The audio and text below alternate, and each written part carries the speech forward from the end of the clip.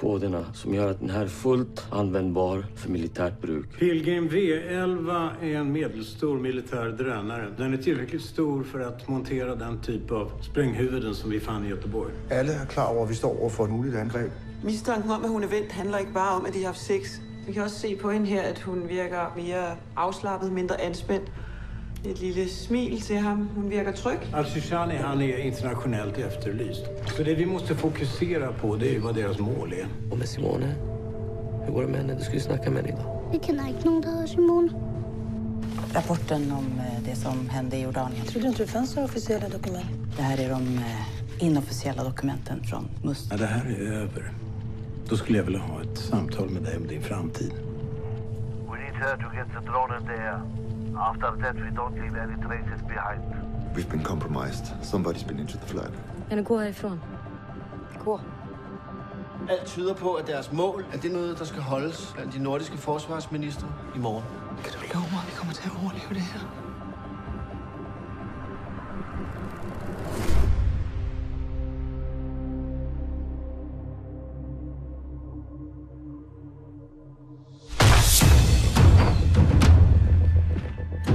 Klar. Venstre renset. Højre renset. Objekt renset.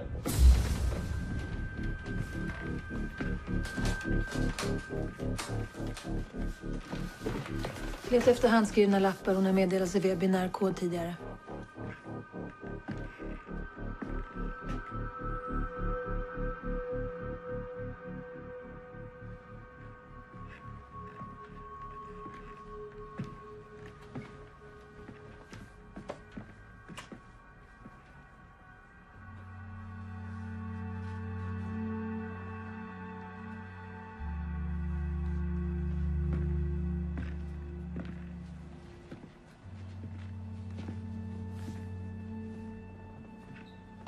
Tror du, de lever?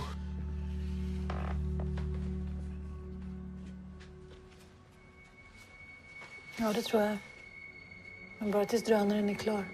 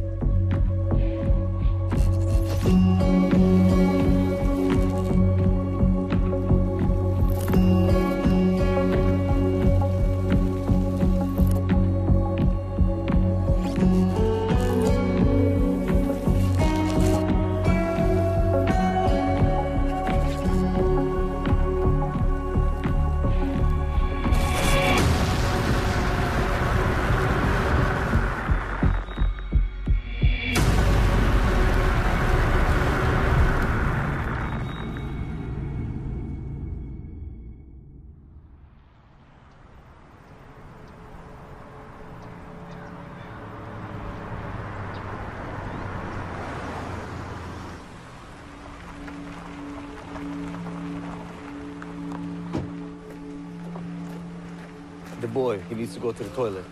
Can I take him? Be quick. Hej! Så finder vi lige et toilet. Jeg tror, det er her. Gå du ind her. Det ska vara snabbt. Okay.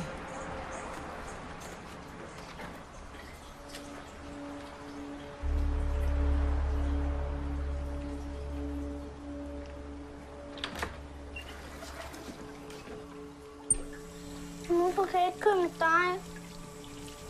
Så ville det jo ikke være en drengebil, vel? Hvor skal vi hen? Vi skal på en udflugt, ikke? Til Sverige. Jeg vil ikke med. Jeg vil hjem. Hvad er det? Jeg skal nok klare det. Det er det varmt, og det er så videre. Kom, nu. Får du lige lidt luft, ikke? Ja, af med hjernen. Sådan. Sådan.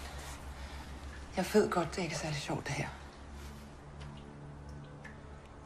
Men det skal nok gå. Og vi er snart hjem igen. Okay. Det er godt. We need to go. Skynda. Ja.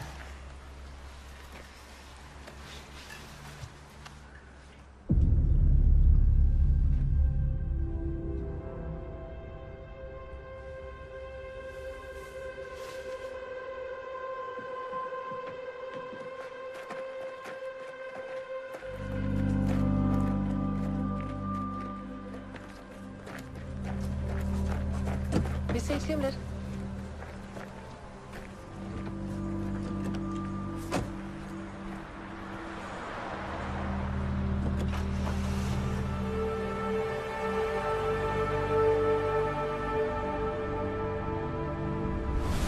Det her billede er lige kommet ind. Det er fra Helsingør-Helsingborg-færgen. De gik ombord til fods. Færgen ankom i Helsingborg 07:45. Men de gik ikke i land på den svenske side, så de må have haft en bil ombord. De er altså sluppet udenom kontrol. Vi har formodet, at vores objekter ikke længere befinder sig i Danmark, men højst sandsynligt i Sverige. Politimyndigheder, både lokale og nationale, er blevet aktiveret. Ja, detsamma gäller militären i både Sverige och Danmark. Så jaktflyg står redo i båda länderna. Hur lång tid tar det för Victoria att göra drönaren redo? Max ett par timmar.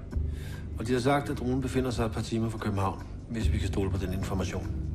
Har vi någon val? Nej. Sådan kan jeg være i luften om 2-3 timer. Det her er en anslået radius på cirka 2 timers køretid fra København. Då flyttar vi över operationen till den svenska sidan, där jag tar över ansvaret. Tag vores mobile enhed. Al information omkring hele operationen befinder sig der. Jag beger mig till Must kommandocentral och därifrån kan jag övervaka svensk luftrum. Vi måste hitta drönaren innan den lyfter eller skjuta ner den när den är i luften. Eva och Jesper, ni följer med mig.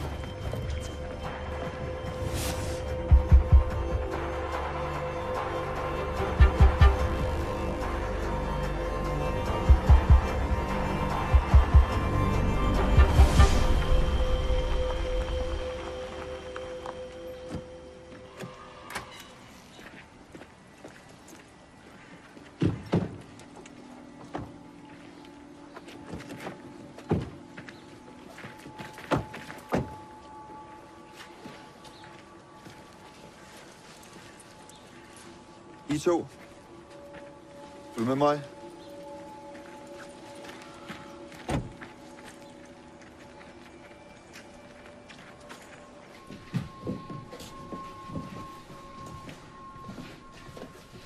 Du kommer med mig.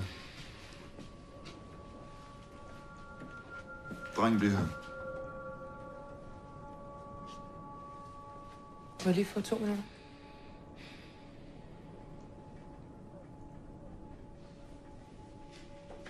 Se en gang. Hvis du sætter dig op på stolen her, så skal du gøre mig en stor tjeneste og tegne en rigtig fin tegning til mig af alt det, som du glæder dig til at lave, når vi kommer hjem. Vi skal have at spise, og vi skal se fjernsynet.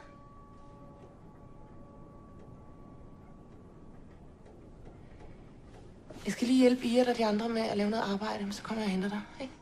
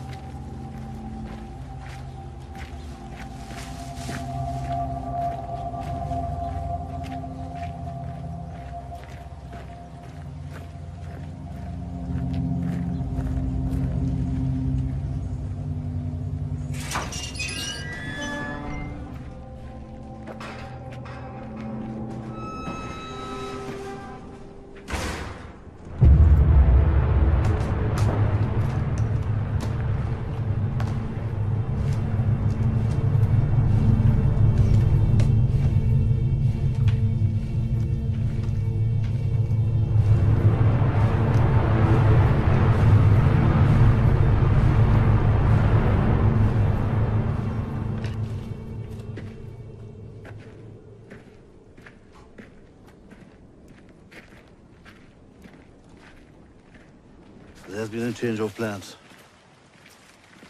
These are the new coordinates. I thought we agreed on the Minister of Defense meeting. We have a new target. Okay, so where's this? The National Hospital of Copenhagen.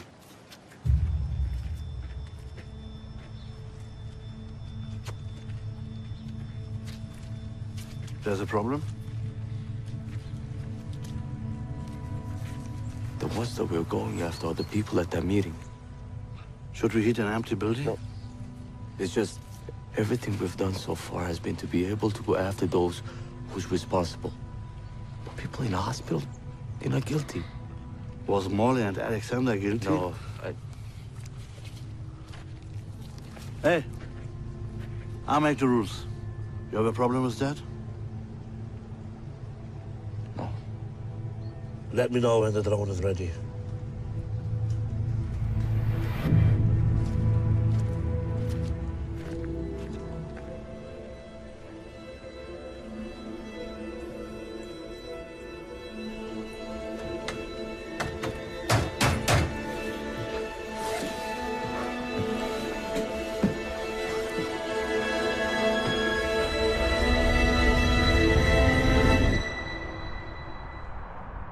Must har gett oss direkt tillgång till flygvapnets radar och militärens satellitövervakning av svenskt luftrum. Men det vi letar efter nu, det är en startbana. Drönare behöver en lång raksträcka för att kunna starta och det kan heller inte vara en förtrafikerad väg. Ja, vi har folk på väg ut för att söka av alla de möjliga startplatserna.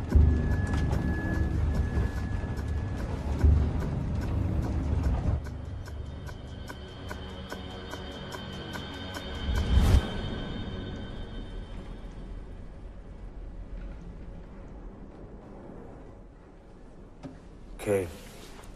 Börja med att kalibrera styrsystemet.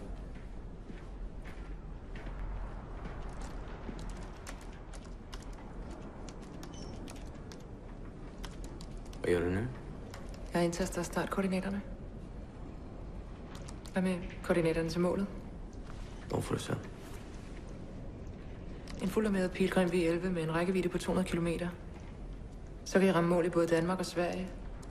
Hvor mange uskyldige regner du med, I skal slå ihjel? Sluta, inte här, inte nu. Det kan jo ikke undgås, at der kommer civile tab, og du skal jo leve med ansvaret. Hvad tror du, Molly og Alexander vil sige? Det räcker nu.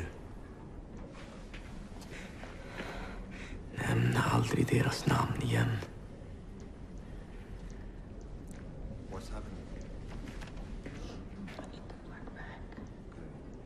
Du er bedre end det her, ja, det ved jeg. Fortsätt arbeta. Jeg kender dig. Se dig sammen med Oscar. Fortsätt jobba. Ved du, hvad han sagde forleden dag? Han kan godt lide at blive passet af. Han har berättat allt. Hvad mener du? Jag vet allt. Om hvad? Simone. Jag vet vad du har gjort. Att du har haft kontakt med polisen.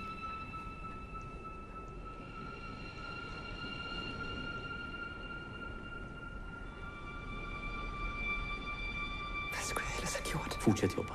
Det er ikke for sent. Släpp min hand. Vi kan stoppe Sluta inte här. Vi kan stoppe det her, du og jeg. Släpp mig. Vi kan stoppe det. Nej, inte nu. Det er ikke for sent.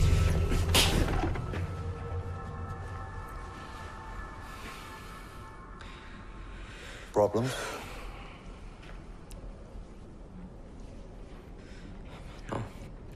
No, it's all right. Just keep an eye on her. Der er nogen, der prøver at ringe til Victorias telefon. Jag heter Miro Partovic och jag har en kors här utanför Lidhult. Det verkar som om ni glömde en jacka här. Det står i jackan att det tillhör en Oscar Rabeck. Och så det här numret.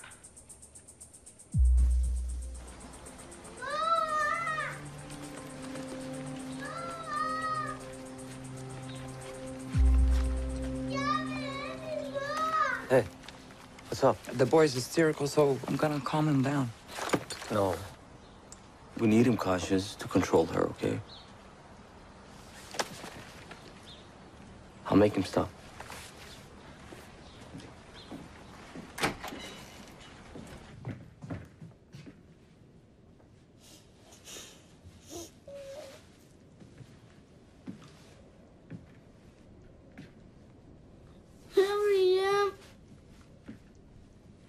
Okej?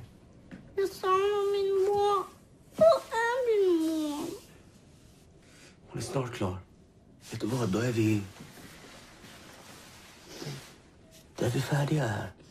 Okej? Vad ska vi så? Ska de andra oss med? Nej, de ska inte med. Det är bara vi tre.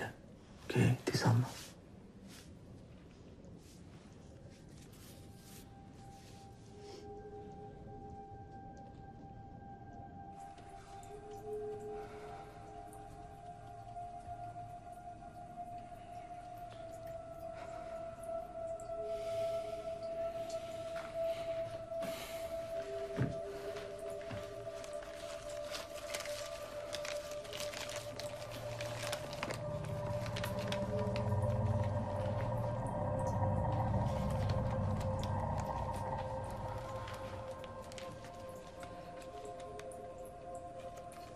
Ian!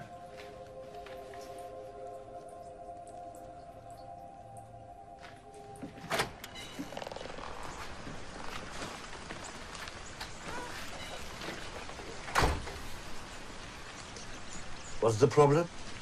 No problems. The bat is ready. When the drone is calibrated, we can bring it out and get it ready to start. Do we need more from her? She needs to turn on the real-time kinematics. But we need to get the drone in there before we can see with certainty that it works.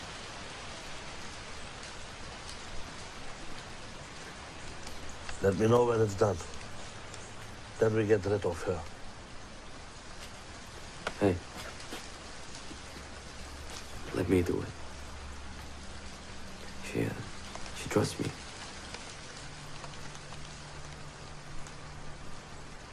Okay.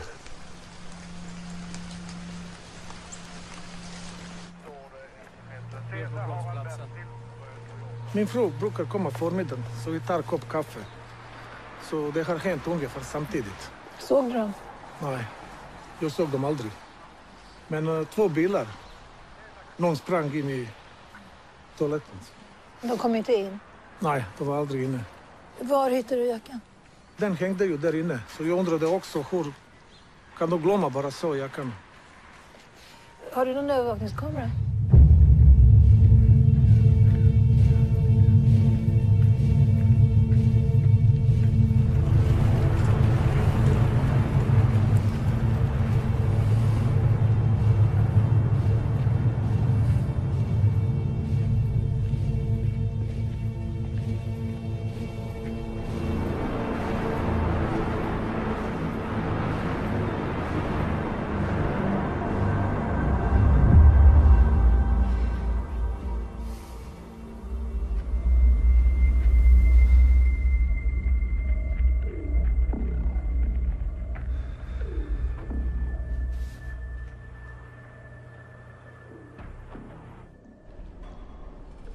We are losing time.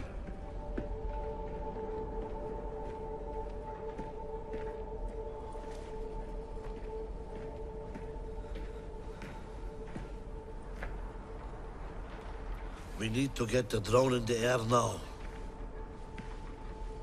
Real-time kinematics aktiverat. Kom igen nu, Victoria. Är den aktiverad? Men jag kan inte. Jo, det är klart du kan. Victoria, du måste göra det bara. Kom igen, nu. Lyssna på mig. Oskar, han är nere i huset. Om det inte gör som jag säger så... Det finns människor här som inte har samma tålamod som mig. Förstår du? Bra. Kom igen.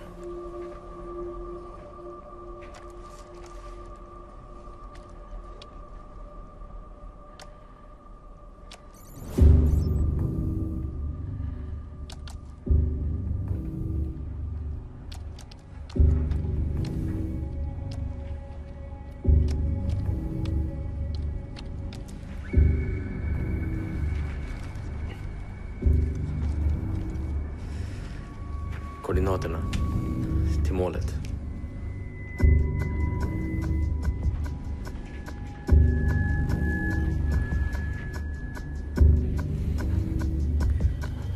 Flytta på dig, flytta på dig! Okay, that's enough. Go get the kid. No! I'll do it.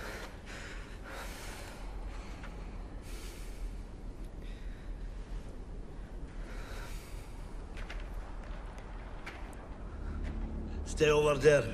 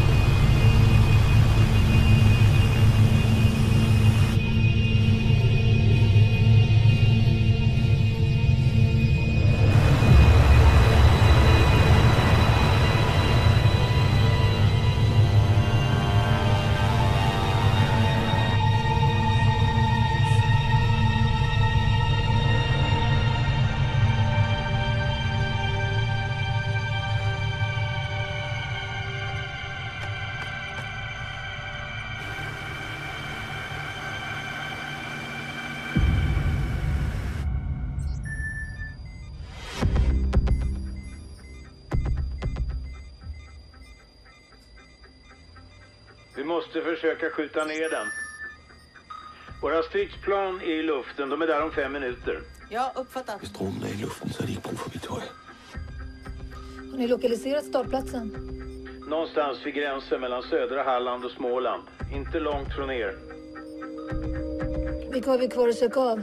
Ja, det är de här 4. Men vi har folk på väg till de 2, så bara 2 återstår. Och den här är avstängd. Kom.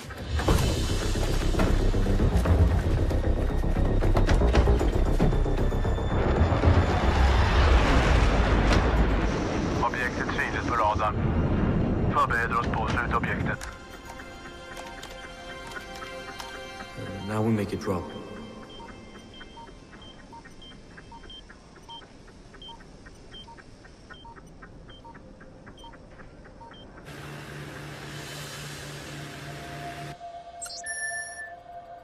Men vad fan? Vi har ett problem. Vi måste gå över till visuell sökning. Delta 3 här. Bekräftar. Vi försöker få visuellt på objektet. Okej, det är uppfattat. Drönaren har försvunnit från radarn. Det blir svårt att lokalisera den. Alla? Nej, vi är där strax.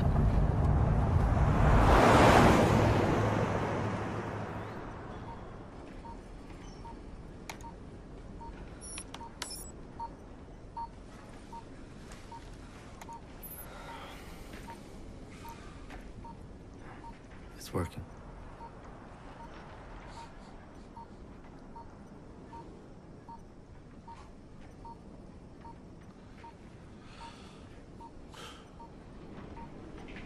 Kom. Kom.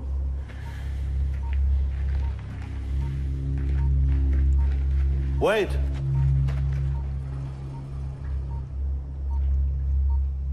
Grace will follow you.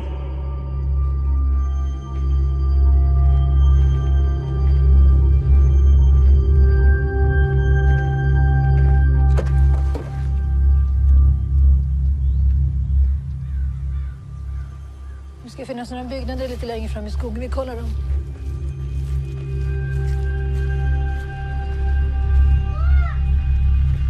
Hi. Hi. This way.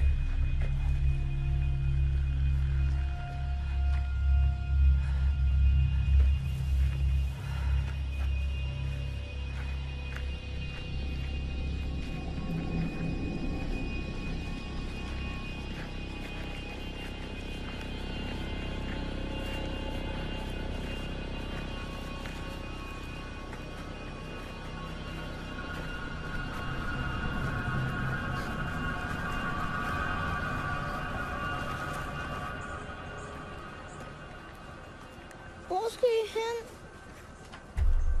Nu skal vi hjem.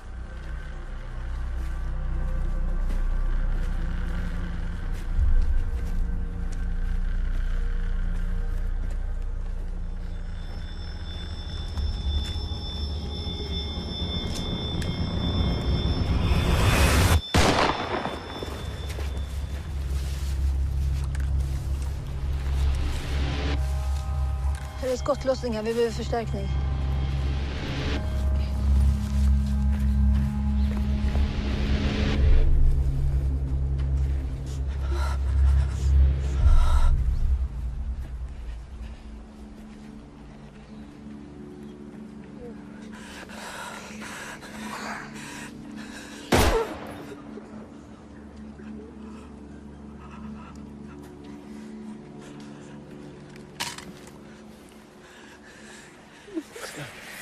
Oskar, det är ingen fara. Titta på mig, det är ingen fara. Oskar, nu vill jag att du lyssnar på mig. Jag vill att du springer dit det snabbaste du någonsin har sprungit. Dit på. Kan du göra det för mig? Ja. Okej.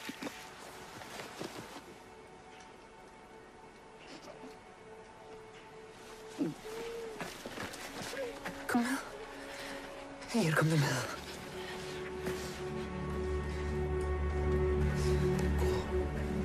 Gå.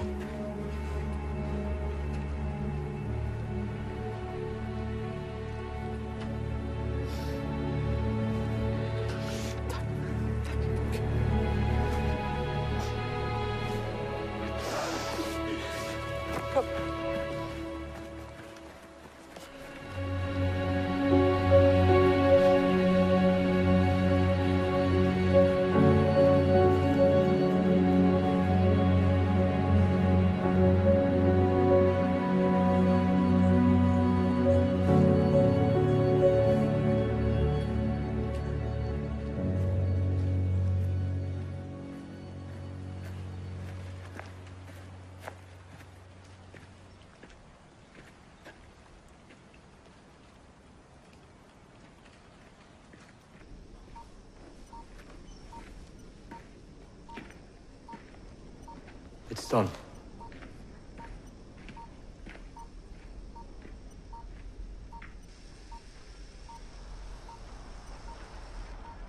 Shouldn't he be passing over water by now? Yeah.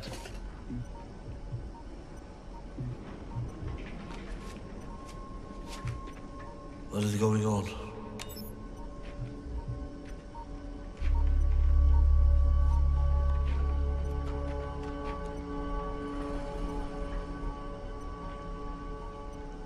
What is this?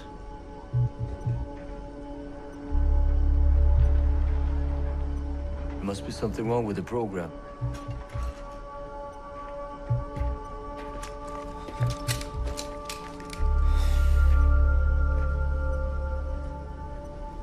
Amir, fix it.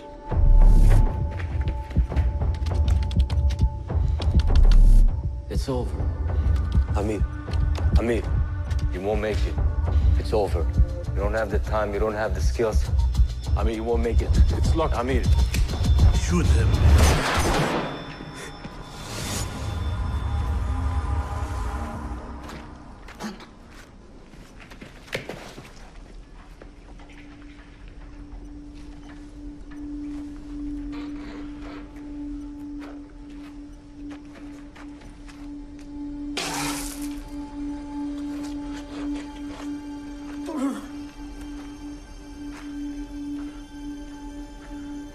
You have betrayed me and yourself.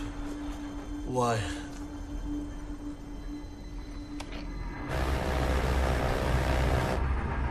I can't unlock it.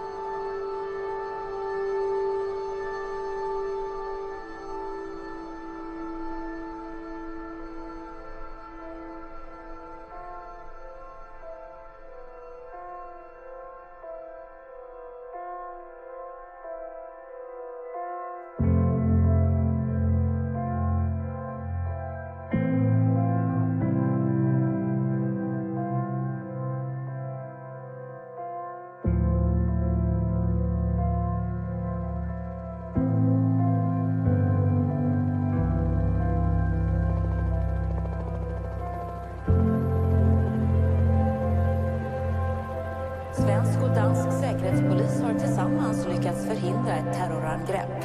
Man har under en längre tid misstänkt att en terrorattack planeras här i Skandinavien. Det är en ännu icke namngiven internationell terrororganisation som velat genomföra en drönarattack. De svenske og danske efterretningstjenester SÄPO og PET har i samarbejde forhindret et større terrorangreb. Enligt uppgift till TV4 är en av terroristerna identifierad som Iyad Adekazar. Men af endnu uvisse årsager, så ramte dronen... At vi ikke har set noget tilsvarende hverken i Europa som helhed. PET og SÄPO arbejder ud fra den teori. Terroristernas mål var troligen centrala København. Der er tale om en lang og grundig efterforskning, hvor medarbejdere fra begge landes efterretningstjenester har arbejdet døgnet rundt for at forhindre et terrorangreb af en størrelse, vi aldrig har oplevet tidligere. Iyad Adekazar ska ha avlidit i en trafikolycka i Jordanien 2013, men är nu identifierad som en av de avlidna terroristerna som befann sig vid platsen. Trusselsbilledet mod vores lande er forandret væsentligt og skærpet. Mig og Oscar gik foran dem med ryggen til. Og det var så der, han skød ham. Den her mand, Claes Palova. Ja. Og det er stadig din opfattelse, at Iyad skød ham der, for at du og Oscar kunne slippe fri? Ja, det er stadig min opfattelse. Vi har en lille smule svært ved at helt at kortlægge, hvad der foregik op på den gård. Så jeg har brug for, at du forholder dig strengt til fakta. Det gør jeg også. Tak. Vi tager alle detaljerne igen. Nu må du holde op. Hvor mange gange skal jeg fortælle dig det? Det var Iyad, der indtastede koordinaterne. Det var Iyad, der besluttede, at dronen skulle ramme der. Så du hvilke koordinater? Nej!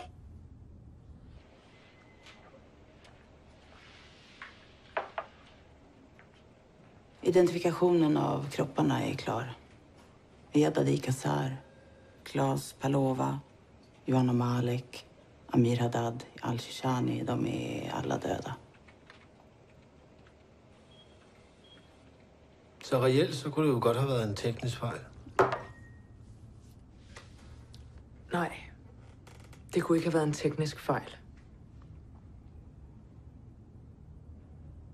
Vi går lige tilbage til før I kom op til Sverige. I det forløb i lejligheden, er der på noget tidspunkt, hvor du fornemmer, at der opstår en form for fælles forståelse mellem dig og Iyad? En slags sympati? Hvad mener du med sympati? Jeg mener, om du på noget tidspunkt får sympati for det, Iyad siger eller gør. Du mener med et menneske, der sprængte sig selv i luften for at redde mig og min søn? Og Gud ved, hvor mange andre? En mand, som holder dig og din søn som gidsler, ja. Og som tvinger dig til at gøre en masse grænseoverskridende ting. Ligesom jeg.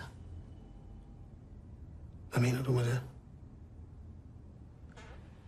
I lod ham holde os som gidsler, fordi det tjente jeres formål.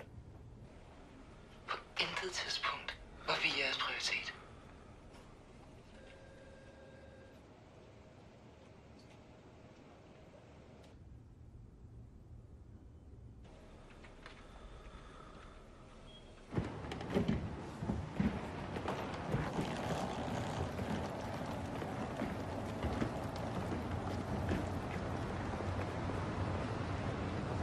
Eva? Skal vi sige farvel? Förlåt. Tak for nu. Det har verkligen varit ett privilegium att få jobba med dig faktiskt. Lige måde. Du är en riktigt bra källdrivare. Och en ganska bra människa.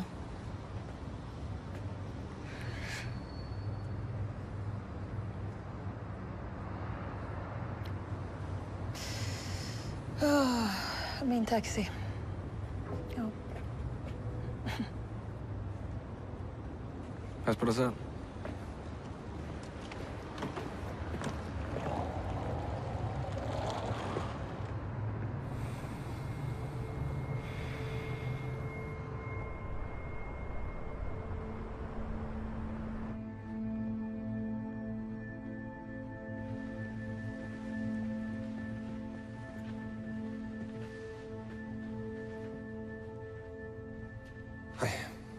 Hvad vil du? Jeg vil bare se, hvordan jeg havde det.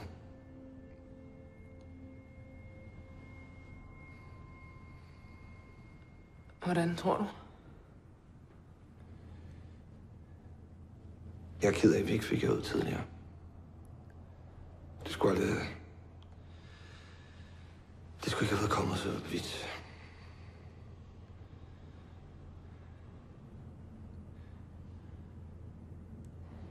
Jeg bliver nødt til at gå ind til min søn.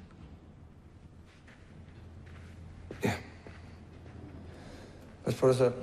Det er jeg vant til.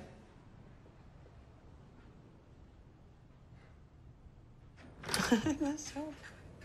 Mor!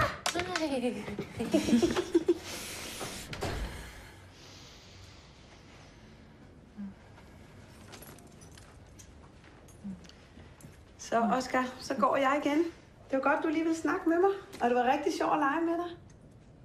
Mor, vi har tegnet, og så har jeg fået et nyt spil. Er det rigtigt? Det er en robust lille knæk, du har der. Det kan godt være, at de næste par dage, der kommer en lidt voldsom reaktion nu, når hverdagen vender tilbage. Men vi to, vi snakkes jo også ved i morgen. Ja. Kan du have det godt, Oscar? Ja. Hej. Hej, hej.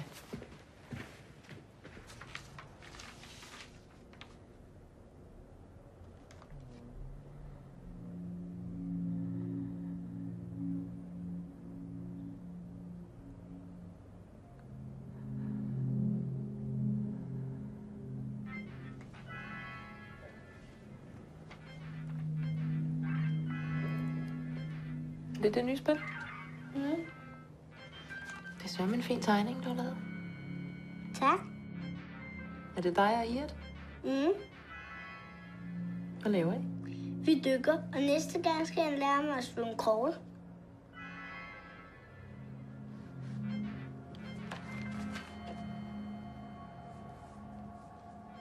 Vil I ikke tage det her lidt?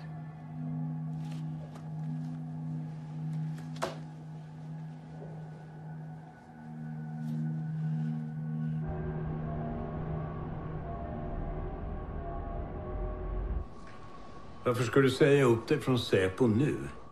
När vi precis har avvärjt vad som kunde blivit en av de värsta terrorattackerna i modern tid. Har vi? Efter vad jag vet så var det en av terroristerna som förhindrade attacken. Det håller jag inte med om. Det var precis så här du ville ha det, eller hur? Vad menar du? Folk är rädda. Medierna gör allt vad de kan för att förstärka det. Och varenda politiker, oavsett färg, är beredda att ge Must och Säpo mer resurser. Vad är du ute efter? Och du går vidare, har jag hört. Till EU och European Defence Agency. Hoten idag, de ser helt annorlunda ut än de gjorde för bara några år sedan. Och det är viktigt att EU anpassar sig. Världen förändras, Eva. Vad något mer?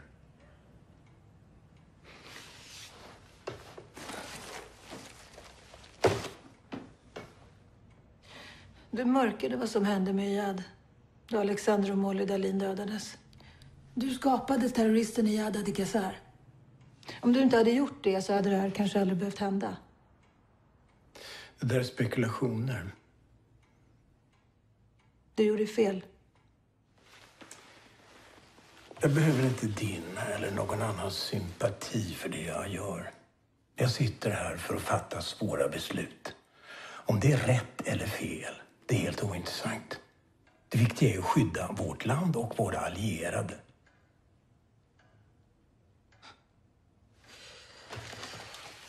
Du gjorde fel.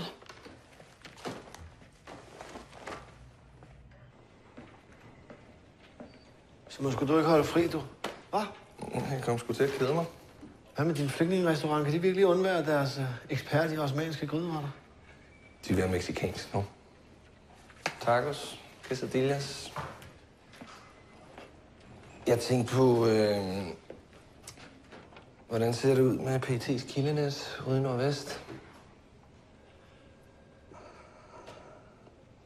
Efter Navids død, der er det lidt tyndt derude. Jesper. Hvad? Jeg synes, du skulle tage rigtig fri. Hold en god pause, og så mærke efter.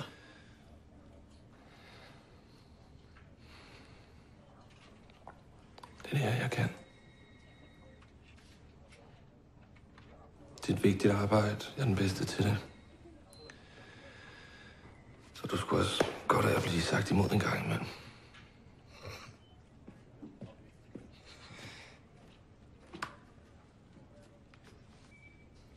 Vi ses.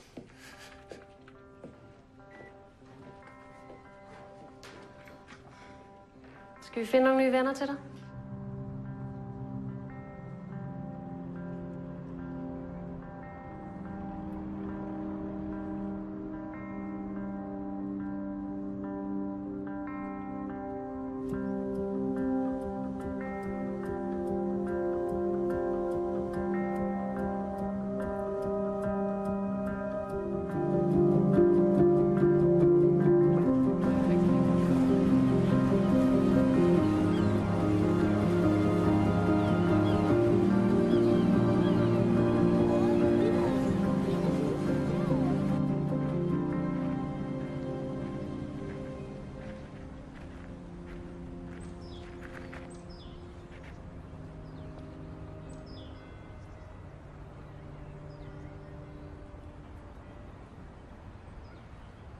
Men mor, der står et forkert år.